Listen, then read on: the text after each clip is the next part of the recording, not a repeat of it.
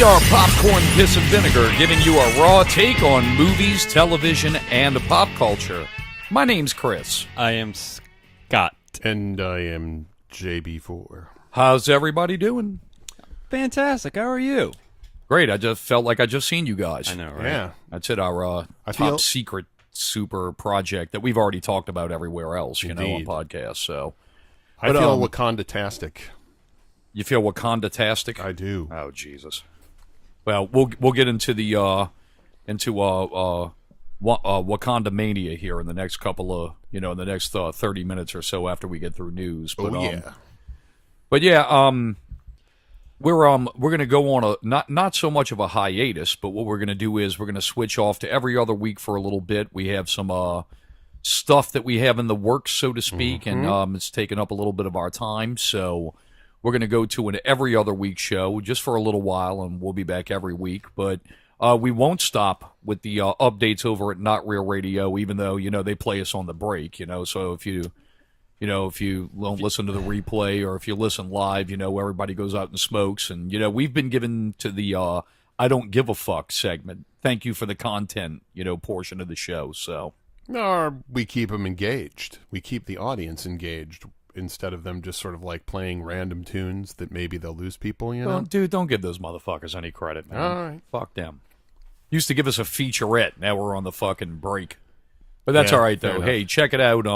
Check out Not Real Radio, our friends over there, and subscribe like you subscribe to us. Okay, thanks. Good times. All right, I'm playing. All right, let's get into some news here. All right, we missed this week, and there's some things that happened while we were away.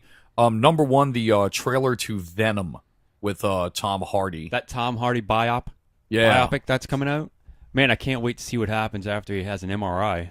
Yeah, I mean, Kevin Smith said it, and I can't believe that he agreed with some. He must have heard me on the radio, but he said, "How do you show? It looks like I'm watching a Tom Hardy movie." Yeah, I mean, a movie about Tom Hardy, not about Venom. Yeah, and especially if you're going to do something that is, I mean, you have a character that is pretty much dependent on Spider-Man, and if you're not going to show dude, you're not even going to show Spider-Man in the fucking thing. I mean, in the least, there's a rumor flying around that Tom Holland's going to appear in this movie as Peter Parker. Sure.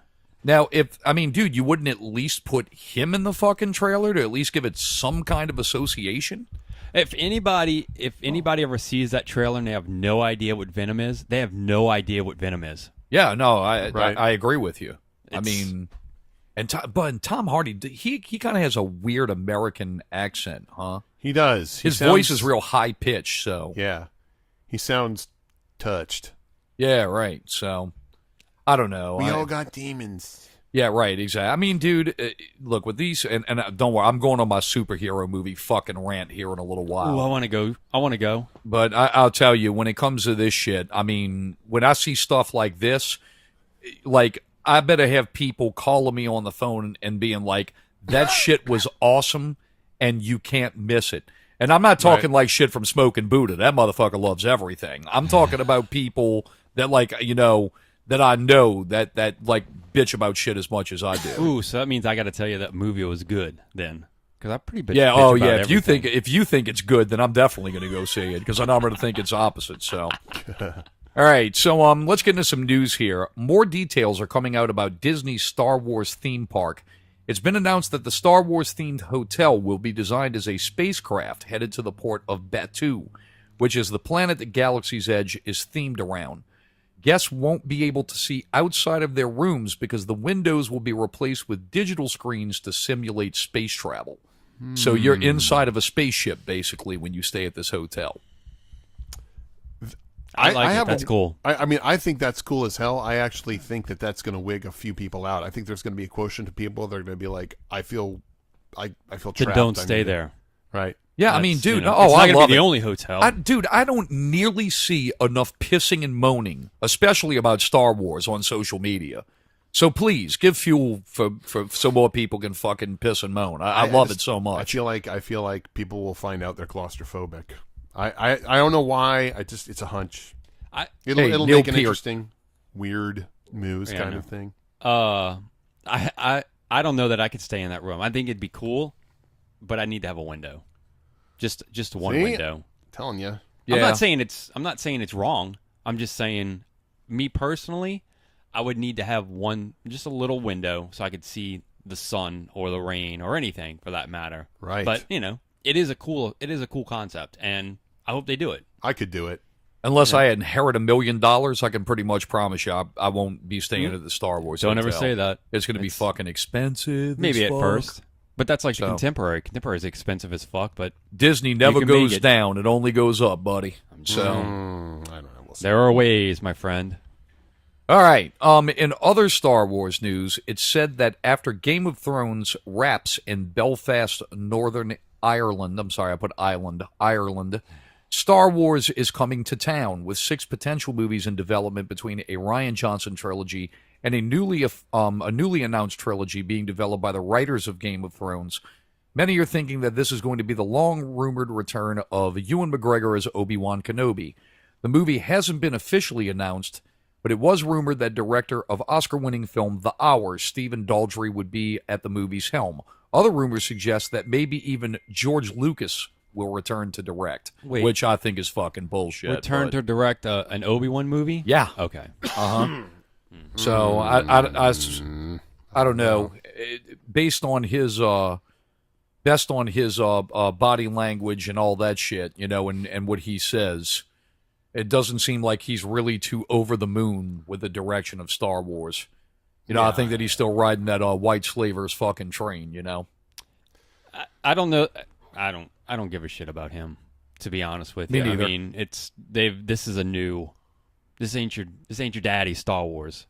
True, though. I'm the director of The Hours is not inspiring in me a great deal. None of it is inspiring me. The only comment, and I think I told y'all this before, but I'll say it for the show. The only comment that I have is that the Game of Thrones writers coming on board. Mm-hmm. I feel like that's just a get for HBO. I feel like we're gonna get a Star Wars series as opposed to those guys writing movies. Oh, they already announced that we're getting a Star Wars series, but they're saying that this is going to be movies. I'm saying that. Well, I feel like we're a ways from that still, but I feel like those Game of Thrones writers are going to write a Star Wars series for HBO. Oh, I don't know. I think I don't know. HBO's Warner Brothers. I don't think HBO is. I think Star Wars is going directly to the Disney streaming service. That's going to be a That's automatic. it. That's what I'm sorry. That's what I meant. I meant that. It's going to be an automatic catch-all for that series. They reiterated again, kind of switching gears here for a second, that the Marvel shit that's on Netflix is definitely staying there because they said that it's more adult-themed, and they want to make the Marvel shit on the streaming service more kid-friendly. Yeah, no rated R, no rated R anything on the there you Disney go. streaming. Yeah. So I think they're going with a family network. I think that's bait for Star Wars. They also announced that they're doing several animated series. I think that there's going to be an animated series that's going to stream, and I think they're also going to do an additional one that's going to go on XD. And I'm willing to bet the one that's going to go on XD, you're going to see a more traditional, cheaper animation for the one that goes to XD, and more of the stuff that's of the quality of Clone Wars and Rebels go to the streaming service. do you know that for a fact, or this is speculation from you? Robert Iger, the CEO of Disney, at their last stock shareholder meeting, he said that you will definitely see a Marvel series, you will definitely see a Star Wars series, and you will definitely see a Star Wars animated series go to the streaming service. Right now, I'm talking about you mentioning XD. Now, XD, what Dave Filoni in an interview, who's now the overviewer of animation, he's currently the director and producer of Rebels, but now he's going to oversee all of animation. He said that there are several animation projects that are in the works. In my honest opinion, I think that they're going to put something on XD and they're going to put something on stream. I guess where To I was keep going it alive. that's what I was going to To wonder. keep the brand out there. Will XD and these other Disney networks stay alive with a streaming service being brought? Because once you have that streaming service, the all-knowing, all-giving source, do we need the other avenues such as an XD? Oh, fucking A. Yeah, oh, yeah. Well, that's one thing about Disney is, if above anything else, man, it's presence in the marketing in the marketplace. And I mean, that's the thing. If you still, I mean, I don't really see that train kind of coming to the station until you see a significant drop off of people cutting the cord, which is rapidly happening. So Well, we'll see. Yeah. I don't know. I mean, that's all it is. I didn't I'm know just if they speculating. live, if they were going to live on after. That's me. Yeah, I think they're going to keep that alive for now. But I mean, that's just my humble, unknowing opinion. Word. All right, co-writer of Solo, a Star Wars story, John Kasdan, who is the son of legendary Lawrence Kasdan, who wrote The Empire Strikes Back, has revealed the movies that influenced him and his father when coming up for the Solo script. The first two are Treasure Island and Heat, but a third and surprising choice is The Big Lebowski. Kasdan explains, Solo has the flavor of a crime world that has weirdness and surprise and people stumbling into things, and other people very intentionally getting into trouble. The Big Lebowski is a great example because Solo has a more off-kilter tone that you'll never see in a Star Wars movie. So, I can get you a toe. yep. I can get you a big toe. Never know. That might be a line. And for our last piece of Star Wars news, Jon Favreau is said to be playing a role in Star Wars. Solo, a Star Wars story. In the teaser, you'll notice an unnamed four-armed alien, the Millennium Falcon's gunner turret. This week, Favreau tweeted that image with hashtag Solo and hashtag Star Wars, suggesting that's who he'll be playing. So, Okay. there you go. Okay. I think it's pretty fucking cool. He's all over the place, man. Is it the robot? No, okay. not the It's an robot. This is a alien. four-armed alien. He's in the trailer. You can go catch it. Okay. He's sitting in the gun turret and rips the curtain over the top, the blanket over the top of it. So, Gotta. I mean, yeah. I mean, I just saw you guys shrug, but think of how fucking cool that is. Favreau plays Iron Man's bodyguard. He directs the fucking Jungle Book. He's directing Zathura. he's directing fucking the Lion King. Right. Now he's in Star Wars. I mean, dude, it's crazy. He's all over the place. He is man. all over. I mean, Yeah. he's all over the place. I'm happy for him, but I'm not like, woo. I'm All right. He's the Ned Beatty of the 21st century. Meh. Stirring controversy and upsetting the butthurt nerd boy community, J.J. Abrams has addressed some of the backlash over The Last Jedi. Star Wars is a big galaxy, and you can sort of find almost anything you want to in Star Wars. If you are someone who feels threatened by women and needs to lash out against them, you can probably find an enemy in Star Wars. You can probably look at the first movie that George Lucas did, Star Wars A New Hope, and say that Leia was too outspoken or she was too tough.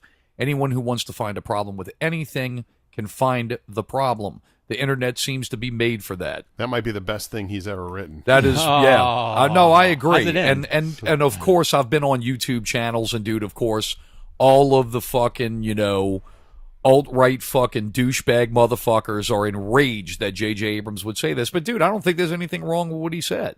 Oh. I mean, dude, when you have if something so insignificant as a movie drives you to go into a movie theater with a camcorder and then cut characters out of the movie just because they have a fucking vagina between their legs, dude, get the fuck out of here, man. Yeah. I mean, if an Fucking artist can't ridiculous. say fuck the haters, then what's going on? Star Wars is going to Star Wars, dude. 1.3 billion. And this Solo movie, they say it's a bomb. I'm willing to bet this movie's going to do pretty well. I think it's going to do yeah. okay. billion. I don't think so. I don't think it's going to do that much. I think that The Last Jedi has got a pretty healthy amount of fucking hate rolling on it. And I think that if Solo would have waited till December, you would have had a chance for people to calm down, but this shit's pretty fresh. All right. I think that you're going to see a lot of people backlash against it just to be cunts. Stupid ass. But they'll watch it anyway because they're fucking douchebags. All right, there's more rumors coming out about Warner moving forward with the Martin Scorsese, Todd Phillips Joker movie. It said Joaquin Phoenix is favored for the role. However, Tommy Wiseau of The Room is openly campaigning for the role and hopes to become the front runner, which I think's great. Based on DC's track record, I say why not? It's Tommy Wiseau. Yeah. Don't do it, You're so crazy. Joaquin. Let Tommy do it, and let Tommy do it. I think it's fitting for how Warner Brothers has their direction going in these movies. Yeah. You know what I did do the other night, and it's a terrible thing, but I'll admit it on the air. I watched Suicide Squad for the second time ever in my life. from front to back and didn't turn it off. And was this just sort of like an endurance test? No, or? it was on, and I was like, oh, I had been working all day, and I just needed to just kind of escape for a second, and that second turned into 2 hours, and I was like, do I hate myself for doing this? It wasn't. No. So it wasn't. But it did. You know what it did? You know what it did? Make me realize how much I did not like what's his name, Joker. I didn't. Jared Leto. Oh, Yeah, Jared Leto's fucking horrible. But I don't blame him. I don't either, but I'm just saying it awoke in my eyes per se to how bad I actually agreed with everybody. Like, oh, he wasn't that good of a Joker. It was hot topic Ace Ventura. Yeah, But he was horrible. I mean, but I don't blame that for him. I mean, dude, he was the victim of fucking bad writers that didn't understand the character. Bad I will editing. say this, and this just goes back to the bad writing, the bad judgment of everything that DC's been doing. Will Smith should have gotten a movie out of that because he by far was the best thing to come out of that. He was just, I'll say, I think I said it for the first time I reviewed that movie. As bad as it was, I still liked Will Smith, and I'll say it for this one. I watched, I was like, why don't we have a Deadshot movie? It's easily the best character on that show, but whatever. Chris's face Moving was on. priceless. All right. Speaking of Martin Scorsese, his Netflix original movie, The Irishman, will reunite Joe Pesci and Robert De Niro along with Al Pacino. It's said to have a massive budget of $125 million. That's fucking crazy. Dang. That's crazy. It's I mean, crazy, but I mean that is big budget movie, yeah. you know. But On that's What's TV. going to happen in But it? yeah. I mean, but other it's than Netflix. I guess other than are the actors going to get paid that much? Or Netflix stories are my favorite because you immediately see Scott get defensive. I know, That's, I love mine. dude, I'm telling you, he will he will mean, fucking 120 ride. He will ride Netflix dick into the oblivion. I will. Dude. It's the future for me. if Netflix and Tom Cruise team up, Scott's going to If just Mission explode Impossible with joy. 10 or whatever the next Mission Impossible, because I saw that trailer finally. If that were going straight to Netflix, You'd be wouldn't hear- cartwheeling. you wouldn't hear the Yeah. last of it. You'd be running. Well, like I'm going to Tom jump Cruise. to this other Netflix one now because now that I got him ramped up. Here we go. Look, Here we go. Though their viewing data is not, they don't release their viewing data No. Netflix, but they have a lot of people who are pretty kind of close to figuring out kind of what it does. Here we go. Nielsen came in and they said that they only received 2.8 million views for the Cloverfield Paradox, which only increased to 5 million after 3 days. To compare, Bright had 11 million in the same time and continued to rise in viewership. To be fair, the movie only received Super Bowl marketing, but the 11% rating on Rotten Tomatoes likely hasn't done the movie any favors. So I have nothing bad to And, say about that except for you're right. Well, I mean, there's some industry insiders that have actually said that Netflix actually kind of did take a bath on that fucking deal. I bet So, you they did. yeah. No promotion. Yeah, no Nothing. promotion. It's not even on my banner anymore, and I watched it. And I think that I haven't seen the movie yet, but I think that the complaints are legitimate. You hand us, it's basically this way. You hand me The Empire Strikes Back and 10 Cloverfield Lane, and then you follow up with Episode 1, The Phantom Menace, in Cloverfield Paradox. I'm not going to give it the Phantom Menace, but it wasn't the best thing I could have seen Yeah, and from the Cloverfield universe. And look, Netflix aside, that actually really disappoints me because I was kind of looking forward to that franchise really flourishing into something. I mean, I told you the movie itself wasn't that great, but my experience to be able to watch something that was a feature presentation in my home, Yeah. yeah, oh yeah. I'm in. Within hours of finding out that Yep. it existed. Yes. Yeah, it is pretty cool. Jumping back to Warner Brothers, it's rumored that they want to move forward with a movie based on the character Lobo, and Michael Bay is favored to be the guy. Oh, I'm out. I think it. I don't even know who Lobo is. Thank you. So Lobo is a Is he bounty. Deadpool-y? He's a bounty hunter type character that is the epitome of the 1990s. There's no reason why this movie should be made. There is no reason Michael why. Bay is perfect for that movie then. Oh, I will say, if you look at if I was to time warp back to 1990, and Lobo, I mean, I'm not going to lie, Michael Bay has the perfect sensibilities for a movie like Lobo. It's not smart. It's really not smart. It is total fucking toilet humor. When I read it back in the 90s, it was fantastic because I was fucking 17 years old. Right. Now I look back at it, I'm like, it's a product of its time, and it really needs to be left alone. I mean, wasn't Lobo like a copy of Deadpool? No, Oh, no? No, Lobo's most certainly his own thing. Okay. Yeah. If anything, Rob Zombie is a ripoff of Lobo. That's Okay. really kind of the thing. But yeah, it was all kinds of crazy shit. Like, I mean, what made the Lobo character popular was Lobo's paramilitary Christmas special, which was a joke comic that was done as a one shot for DC Comics, and wildly popular. Like, went through multiple printings because it sold out. And Wow. the thing with Lobo is he's basically a Hell's Angel that's like he's half Johnny Bravo and half Hell's Angel. You know, he's like a womanizing drunk bounty hunter, gun happy, blows the shit out of everything. You know, with these large guns, he carries a big meat hook with him. The comic was ultra violent. It was actually done by Simon Bisley, who was the author and creator of Judge Dredd. And Okay.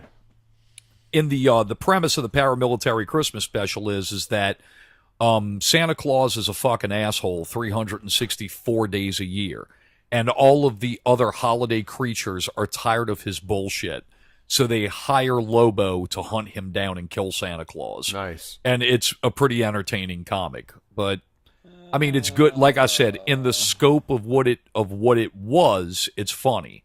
Translating that to now, Yeah. meh.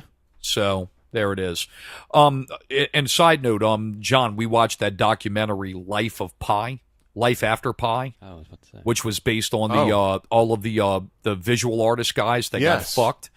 The guy who is the front runner in that documentary, the guy Scott Lebrecht, I'm friends with his brother, and Shut up. Scott actually is a student film for sport. Did a movie based on Lobo's paramilitary Christmas special. It's available on YouTube. Oh, damn. And he's okay. got it nailed. He got a professional wrestler to play Lobo, and I mean, the Who guy he get? fucking nails it. I don't know, it's Holy crap. some indie guy. So, but yeah, but pretty cool shit. But yeah, and I don't know Scott, but I know his brother Mark very well. Holy So crap. Okay. yeah, I've tried to get Scott on here a couple of times, but yeah. Okay. How many people do you have? Oh, hundreds.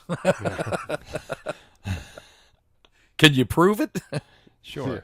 Look, I can prove anything with Photoshop. yeah, go to my engineer's website. It's fucking www.huggaginger.com. Go check that out. He'll send you the fucking statistical All information. the stats you ever wanted. Absolutely. All right. Let me see Speaking of what Christmas. else. What else we got here in the fucking news? Yeah, speaking of Christmas, there's rumors that in December we may see an X-Men themed Christmas movie. Taking cues from Die Hard and Home Alone, the movie would focus on Kitty Pryde, played by Ellen Page in previous movies. She'll be alone in the Xavier Mansion, and she'll be fighting off demons. The idea is taken from Uncanny X-Men issue 143 and would be helmed by Tim Miller, who directed Deadpool, and former Marvel editor Brian Michael Bendis. So, Uh, I don't know what to think about this. I thought, I mean, it could work. I mean, it sounds nakedly opportunistic, like, oh, you're just doing a Christmas movie, but I mean, it could work.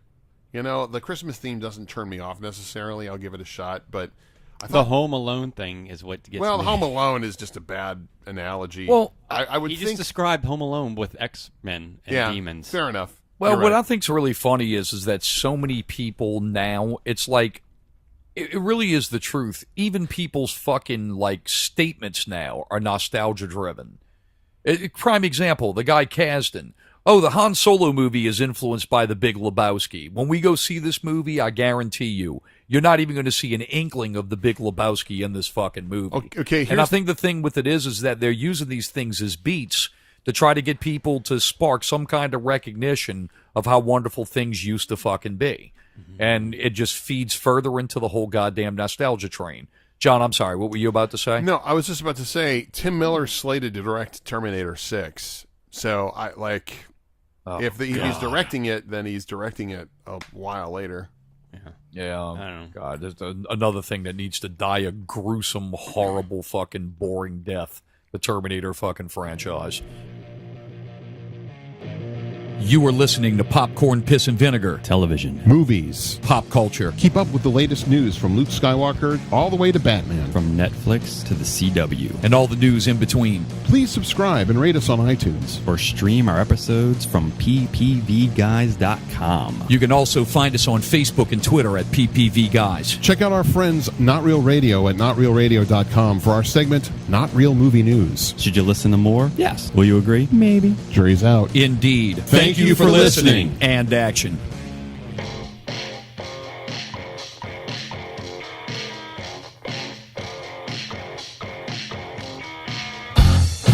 All right, so we'll get to our topic today. You guys went and saw Black Panther. Before we get into your reviews and opinions and thoughts, I'm just going to give some stat information here real quick. Now, the movie comes out on this day, but they always do a premiere the night before, and now Thursday night box office is a thing. Well, Black Panther not only fucking trotted in on the Thursday night, it fucking annihilated. Mm-hmm. It came in and it made $25 million on its Thursday premiere. If we're going to put that in perspective, Thor 3 as Guardians of the Galaxy did $14.5 million, and Spider-Man Homecoming did $15 million. Spider-Man Homecoming was a pretty hot movie, and this motherfucker did $10 million more. I mean, that's like Star Wars fucking numbers. That's what I want. Do you have that number? Do you have a Star Wars No, number actually for I that? didn't. I didn't have time to look it up, but shame on me. I'm normally on top of such things, but been a little bit of a hectic fucking day. But look, it holds now. It's the MCU second placeholder now on Thursday premieres. It's behind the Age of Ultron, which did $27.5 million on its Thursday night premiere. If we tally up what it made the weekend, it made $192 million. And I mean, dude, that's like $7 million behind The Last Jedi. 45 million. Was what? 45 million for The Last Jedi Thursday night. Oh, opening. okay. So, yeah, The Last Jedi. So, yeah, we're not close to Star Wars numbers, actually. But I've been reading that estimates are coming in at $245 million. I read that too. Oh, it For the very weekend. well could be. I mean, I just read the latest on what I saw on Box Office Mojo. It could be that information has not been updated yet of what I saw, but 245 is fucking huge. Yeah. We mentioned dude, Star that's Wars massive. numbers, and when I saw it Thursday night for that 7 p.m.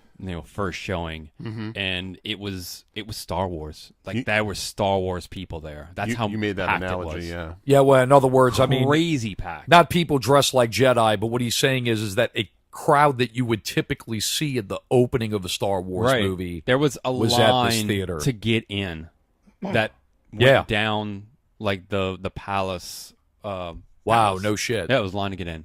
Well, Weird. And, It was and- crazy. and that's fantastic. Hey, man, look,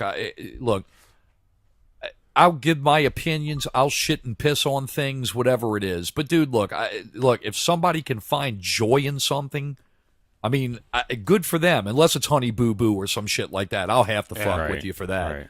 But I mean, and I'm not saying I'm not finding joy in Black Panther. I'm just finding that as time goes on, as time does, I'm not.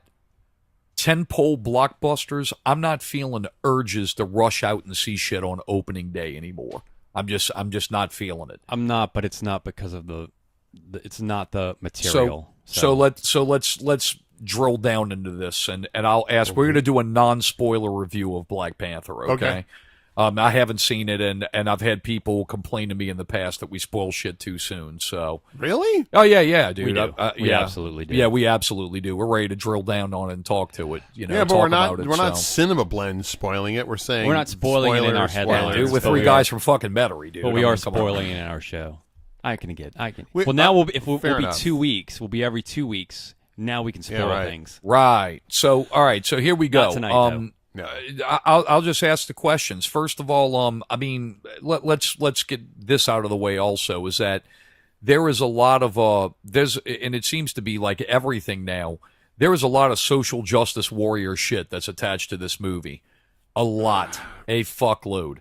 To the point to where people have been kind of it's the internet. Nobody's afraid of any fucking thing when they have anonymity behind a fucking keyboard. But the thing with it is that there's a lot of people who are pretty much ready to slay the balls off of people, for talking shit about Black Panther. Oh. So, I mean, just out of curiosity, I mean, is this the greatest Marvel movie that you've ever seen? No. Okay. All right. Well, fair enough. I mean, let's get an overview. Okay. What did you like about the movie, and what did you dislike about the movie? But Scott, start. What did I really like? What I disliked about the movie? We all know how I felt about Civil War, so it pains me to have to bring this up. But there is a giant Civil War plot point that is totally missing from this movie. That, as someone who has been following this franchise so invested, they didn't bring it up, and it's not in there, and it should be in there. And Chris, when you watch the movie and when we do like another review, possibly, I'll bring it up. But I'm just going to throw it out there, and without going into any detail, we're talking about the Bucky Barnes. Nope. Oh, okay. Interesting. No. Okay. That's what I didn't like. Are we talking about somebody's father getting killed in the UN? Oh, well, no, okay, well, no, fuck. there's- All right, I'm going to quit. But Yeah. all right, so you dislike that. I dislike that. It bugged me. And then you also have made a point of saying that the best thing about a hero is how strong the villain is. And I think they didn't make this villain hateful enough. What? I didn't. This was the greatest villain in the fucking history of Marvel fucking movies, according to what I've read. Let me just get through this, and then you can rebut. Yeah. The Michael B. Jordan villain, I did not hate him like I was supposed to hate him. I like him. So you're trying to tell me that Marvel has created a movie that doesn't have a very compelling villain? Is that what you're trying to tell me? Incorrect. Oh, okay. See, John's gonna end. All right, so No, that's what I didn't like. yeah. Look. How often do I throw the piss down? Look. I'm going to bring some piss. Baby. Is that okay? I can't- Baby, sit in the fucking corner for a minute, okay? Let me talk to I you. can't give my full reasons why I didn't like him as a villain because there are certain things that I would spoil. Okay, all right, in fact, fair enough. The thing that I really liked about this movie was all the acting was fantastic. This movie does do a lot of things that I can't say that other Marvel movies don't, but all of the characters have equal spotlight. Like, they got that right. Like, it's not just a Black Panther movie, but really is like all of the characters. So this is a Wakanda movie. This It isn't a sorta Black is. Panther. Yeah, He's the forefront he is of the forefront. of the nation that gets highlighted in the. But like all of the characters are really strong, developed characters as far as all the heroes go, and they're great. So it was kind of hard. That's why it's kind of hard for me to kind of like, I didn't like it as much as I liked, whatever, the Avengers for that much. But and it looked great. Like, screw Avatar World, bring Wakanda Land to Disney World, because that shit was amazing. That movie looked So absolutely fantastic. So it's a lot of shit, like I said about Thor 3. The movie looks amazing, but the content maybe just isn't there in quality of how it looks. Here's another thing that it reminds me of Thor 1 in the sense that everything takes place in Wakanda, as opposed to, like, there's no other action taking place out of Wakanda. Okay. And that bugged me a little bit because there were certain things that I wanted to see and I didn't see them. Gotcha. Okay. John, let's move over to you. What did you like and dislike about the movie, and what do you want to do to kick Scott in the nuts? I don't want to kick Scott in the nuts. I want to hear this villain rebuttal since it's Okay. I want to see that. The villain It's just rebuttal me. is the villain. The problem is that he wasn't a one-dimensional black and white villain. He actually had qualities about him that made sense, and then you understood and you kind of identified with. So he was a morally gray character until he'd have these spasms of violence, which get contextualized really well. There's a line I'm not going to spoil, but So in other words, it's kind of like Magneto in a way, to where it's a character Yes. you can totally understand where he's coming from, Yes. but his methods are fucking evil, basically. absolutely, Because he's angry and pissed off. And there's a moment in there that's incredibly poignant with that character, and I'm not going to give it away, but that was very well done. The acting was very well done. The sort of more, I guess, shared energy of the movie was, as Scott pointed out, really well. The baton was passed around really well. And Chadwick Boseman does a really great job of letting other people steal the movie from him. Like he's a freak of nature, though. I just say that I haven't even seen the movie, but I've seen him in other stuff. That guy's unfucking believable. Oh yeah, man. he's an great. incredible actor, and he lets Michael B. Jordan dominate, and that's part of the movie. But Is Michael B. Jordan a good actor? fantastic. Yeah. Yeah. I Amazing. loved him in Creed. I mean, I know Yeah. that's not real big, brainy, heavy material, but I loved him in that movie. Now, what I'm going to respond to, the thing I'm pissy about, is that people are getting on all this whole like SJW, social justice warrior, shitting on it. And the fact of the matter is, and I know we try and avoid politics, and Scott, you can edit this out, but black people are enjoying the shit out of this movie. Yeah. And there are people that are upset that they're enjoying this movie. And they're like, well, Blade was really technically the first superhero movie. The thing is that Black Panther and all of Wakanda embodies a future and a quality that has been lacking in those African-American people of color superhero movies, and that basically Blade's like this grumbly, angry dude, whereas this is a lot of hope and a lot of uplifting shit. I saw black families posing with the poster and girls walking out of there saying, I want to be a scientist.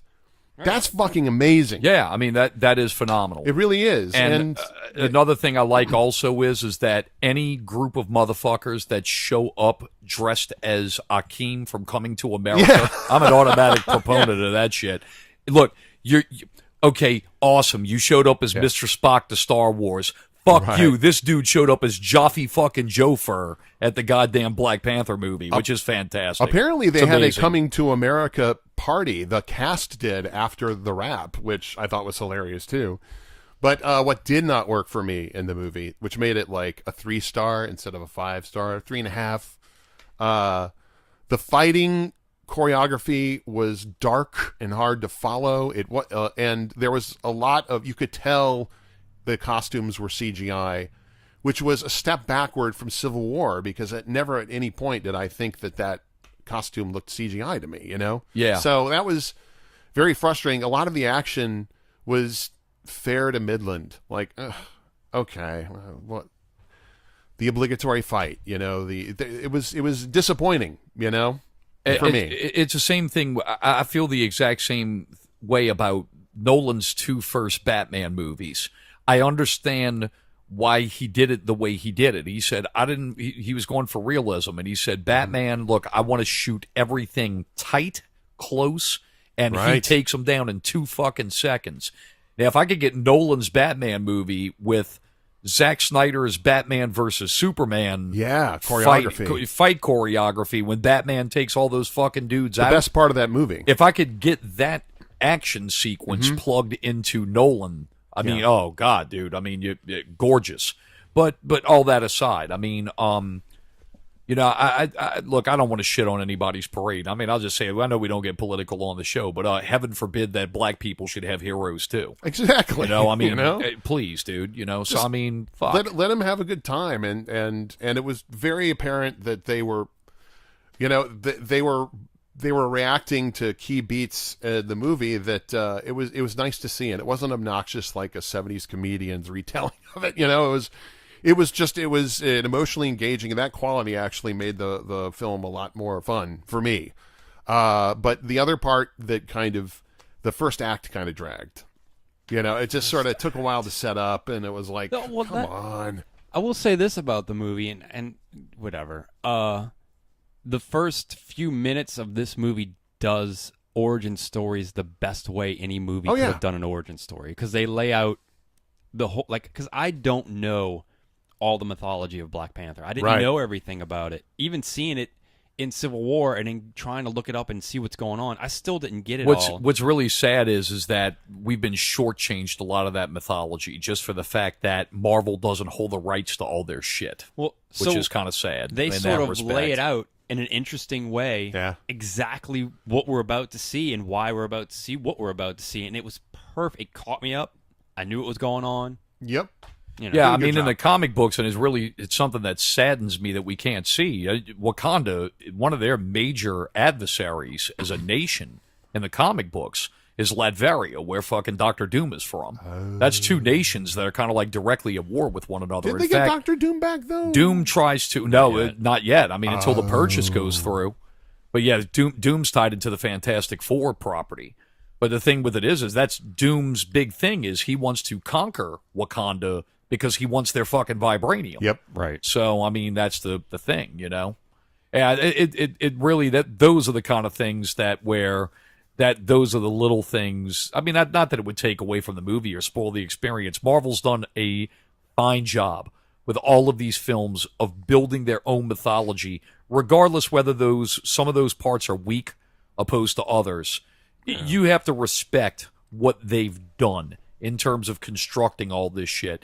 Even though I'm hearing more and more as these movies come out, we're starting to see holes in continuity now, as far as things are concerned. So yeah, I'm still lost on the hole in continuity. I've read that there's a hole resulting from Bucky's inclusion in the fact that he was brought there in Civil War, at the end of Civil War, and apparently there's a time hiccup.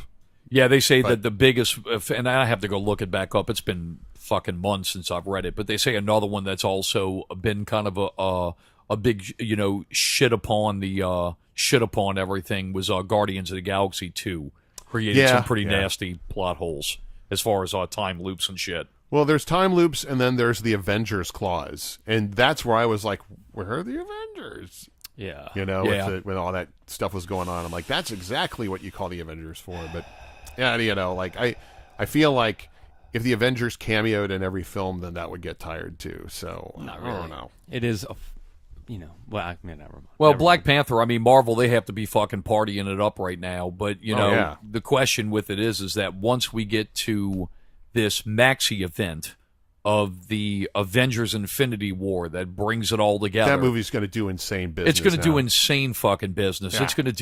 It's going to be ridiculously popular. Yeah. And I think the thing with it is that the people who have maybe been lost along the way, because Marvel's top end movie that's done the best was the first Avengers movie. It sits at $1.5 billion. There's not another Marvel movie that's made to that.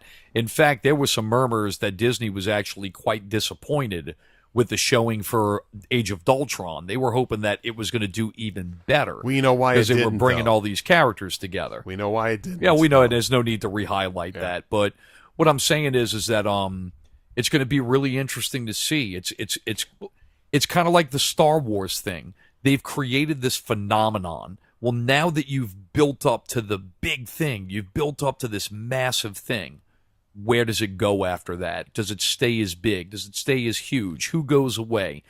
What comes in that's new? What breathes life into this thing? And that's all going to be interesting things that we'll know.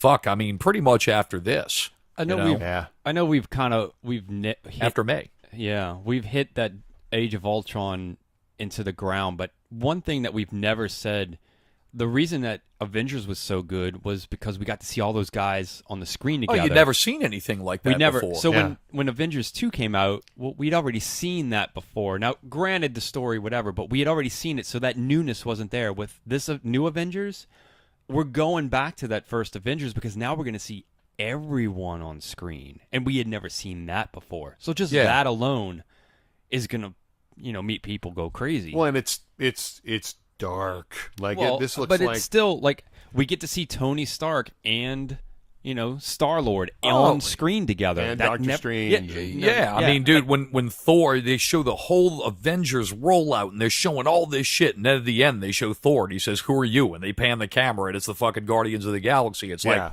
holy fuck, we watched the Avengers come together. Now we're watching the entire universe of these characters all coming together. We may not it's amazing. Get to that again. Like, that moment to me feels like the epitome. The only thing that I could agree beat with you, that Scott. Maybe would be Avengers 4 and the fact that we are now disbanding that world.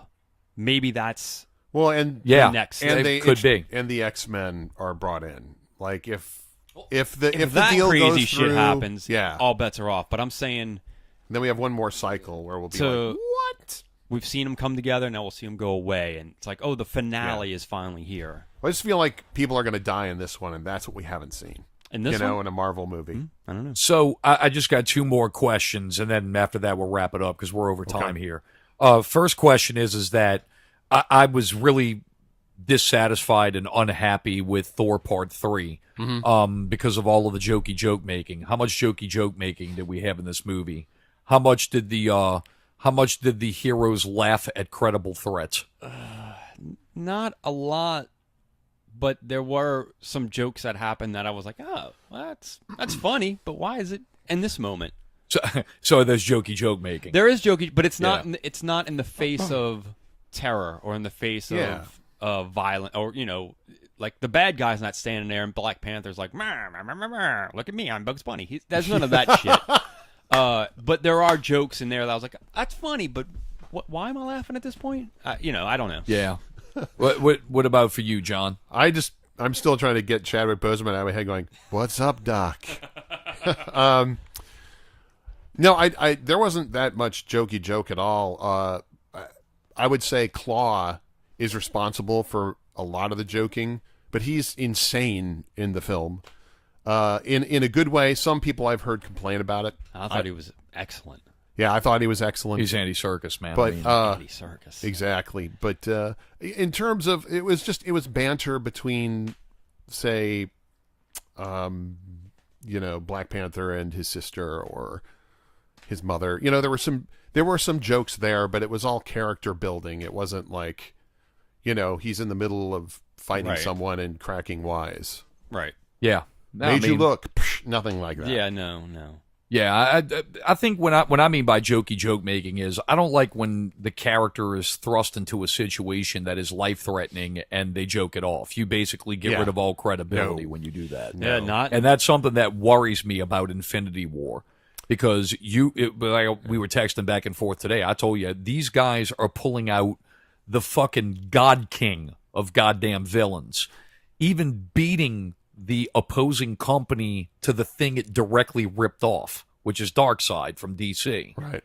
Thanos is a direct ripoff of Darkseid from DC, and these motherfuckers beat him to it in a well-constructed series, whether the parts are weak or strong or whatever. Mm-hmm. If these characters jokey joke make Avengers 3, the Infinity War, I'm telling you, at that point, I'm fucking out after that. I'm out. I'm fucking out. You mean when they're fighting, though, right? Like, if I see a fucking catchphrase after somebody gets the balls punched off of them with the Infinity Gauntlet, and there's jokey joke making, go fuck yourself. At that point, put Deadpool in the movie because at least he knows you're watching him in a movie. Right. See, Deadpool I can totally forgive because that's the character. The character knows you're along the journey with him, and he's talking to you, and he's not going to take anything seriously because Deadpool knows I'm in a movie. Right. Okay. So that's don't try to sell that to me when that's not what the characters are supposed to be doing. Right. I mean, I don't think everything has to be hardcore serious. I like the humor. I like the jokes, but I like them placed appropriately. Right. I don't like the fact when the Hulk is on top of Iron Man trying to punch his fucking skull in and, dick move, Banner. No, fuck you, dude. Yeah, I mean, you got the green behemoth fucking pounding the fuck out of you, and what you built you thought was going to stop him is falling apart around you. Come on, man. So that's the kind of shit that aggravates me. But gotcha. Okay. We'll see how it goes. Just last question, real quick. What's the scale? What's better than Black Panther? What's worse than Black Panther as far as the entirety of the MCU? In the MCU, I think this falls right underneath Doctor Strange and Winter Soldier and Avengers. But it's equal with and it's maybe underneath Guardians, the first Guardians, or it might be tied with. It's probably for me. It's probably right underneath the first Guardians, tied with like the Ant-Mans and I don't know. Iron Man. The first Iron Man was probably better too. That's about it. I don't know. There's so many movies, it's hard to know, but I would say that it's in the upper third. Okay, it was solid. Yeah. It was a really solid movie. I look at Marvel movies now like quarterbacks in the NFL. Look, there's Drew Brees, there's Tom Brady, there's Aaron Rodgers, and then there's a group of motherfuckers that are pretty good Then they got a group of people that are pretty average, and then they got a group of people that outright suck. To me, the Drew Brees, that upper echelon of shit is like Winter Soldier, Avengers 1, Right. Guardians of the Galaxy 1, the first Iron Man. I think that's kind of the upper echelon of that whole franchise. I'm going to be the black sheep and say Doctor Strange, for me personally, is in that upper echelon too. Me too. Okay, well, Me yeah, too. fair Blew enough. me away. Yeah. I No, just thought it was I think awesome. I think Doctor Strange was great, and I think for me nearly touches greatness, but it's in the top of that secondary really Yeah. good group. Do you think that it's in that level or not really? I would say it's just shy of that level, simply because the first act of the film was a little slow for me, and the action, which is the cream filling of the Marvel universe, Yeah. when I see the movie, most of the fighting was either obviously CGI or just too dark to really see what was going on, confusing, like Nolan's Batman, or even Burton's first Batman, same problem. Did you see it in 3D or standard? I saw it standard. Standard. Okay. Oh God, you tell me the shit's it's too just- dark, and then I yeah. go see It's it in not 3D. necessarily. Oh fuck he that. says too dark, but yeah, it is too dark. But it's also very. It's like an action-packed soup. I don't really Yeah. want my violence in a soup. I want a little bitty appetizer of violence, or 5 Yeah. or 6 appetizers of violence, not just this big soup of violence where I want to see that actor fight, not all of the actors fight at the same time. There were That's like my mom, dude. My mom says that about it. That's her biggest complaint of all these movies. She said the big end fight scenes, she said they're way too fucking long. There's 2 set pieces, one of which is in the trailer, so I'm not giving anything away, where you see a bunch of guys with machine guns trying to shoot him. And it was deliberately dark, but you have actors of color in the dark with Black Panther, and they're lit, and it could have been a projection issue, but there was so little definition and strobing that it was like I couldn't see what was going on. You have to see your heroes beat the shit out of the bad guys. That's what I go to Marvel movies for. And then there's another scene in a casino that was just sort of dark and confusing. There were a couple of really great moments. The actress who plays Michonne is outstanding. Oh, Deny. Yeah. Yeah, she has She's- she has the best fight scenes. Oh, I believe that too. Yeah, I believe it. The she way has the best spins fight that- scenes, but I wanted more. Yeah, That's my she opinion. whipped some ass, and you could see her whip ass because she had a bright costume and she was well lit and not CGI'd.